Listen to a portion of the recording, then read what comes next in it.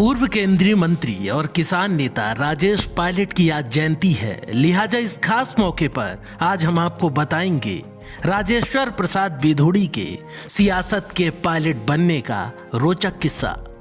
लेकिन उससे पहले एक नजर डालते हैं राजेश पायलट की पृष्ठभूमि पर। राजेश पायलट का जन्म 10 फरवरी 1945 को हुआ। गाजियाबाद के बैतपुरा गांव में किसान परिवार में हुआ जन्म।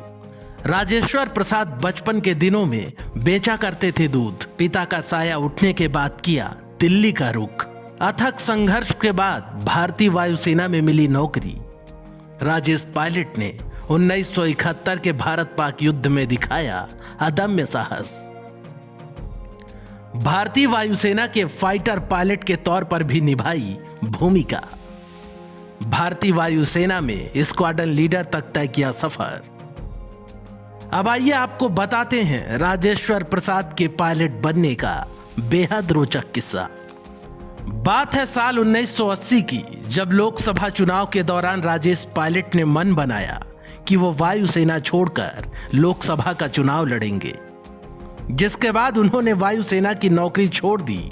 राजेश पायलट की पत्नी रमा पायलट की किताब राजेश पायलट अ बायोग्राफी के अनुसार राजेश सीधे इंदिरा गांधी के पास जाकर बोले कि वो तत्कालीन प्रधानमंत्री चौधरी चरण सिंह के खिलाफ बागपत से चुनाव लड़ना चाहते हैं।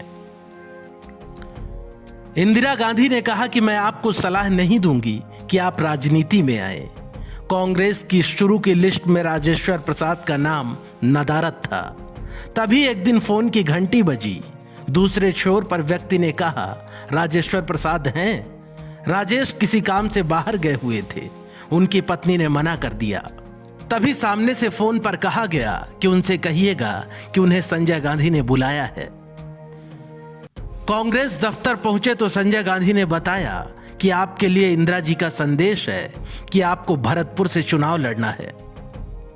जब राजेश्वर प्रसाद भरतपुर पहुंचे तो वहां लोगों ने उन्हें पहचानने से इनकार कर दिया। उन्होंने कहा कि हमें तो कहा गया है कि कोई पायलट पर्चा दाखिल करने आ रहा है। बहुत समझाने की कोशिश की गई कि वही पायलट हैं, लेकिन किसी ने उनकी बात एक ना सुनी। संजय गांधी का तभी फोन आया। उन्होंने कहा कि सबसे पहले कचहरी जाओ और अपना नाम राजेश्वर प्रसाद से बदलवा कर राजेश पायलट करवाओ।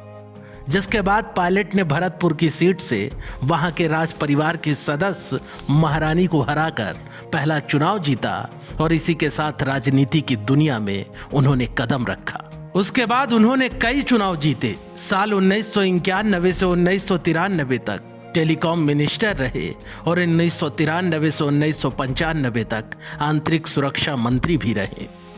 बाद में महज 55 वर्ष की उम्र में साल 2000 में सड़क दुर्घटना में राजेश पायलट का निधन हो गया। आज उनकी जयंती पर द फैक्ट इंडिया परिवार की ओर से उन्हें नमन और विनम्र श्रद्धांजलि। Bureau report, the fact India.